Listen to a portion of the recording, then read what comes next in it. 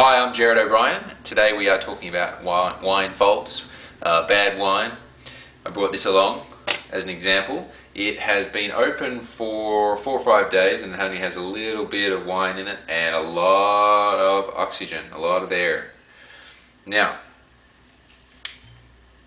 ooh, smells a bit like vinegar, but bad vinegar. Smells a bit like this, but worse.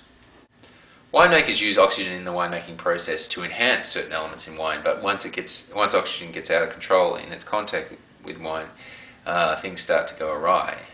Now, once a wine is finished, all that's stopping the wine from turning into vinegar essentially is this glass and this cork. And sometimes you'll find that if the cork is not sealed correctly, oxygen gets in and will turn the wine.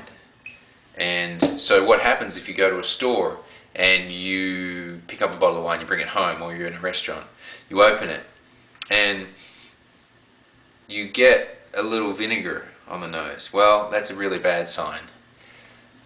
So you probably should send that back. So we see oxygen at work all around us. We see a piece of fruit on the table.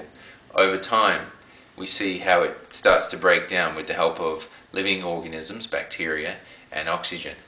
So that happens to wine, and it also happens to people. We get wrinkles. So it's understanding that how this happens and why this happens that can help us preserve our wine. There are certain tools available, like wine preservers, gas.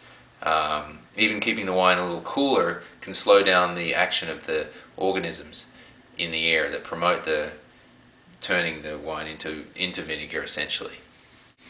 So we know that the more we can keep oxygen away from our wine, the less likely it is we'll be drinking this, and the more likely it is we can just keep pouring it on our salads.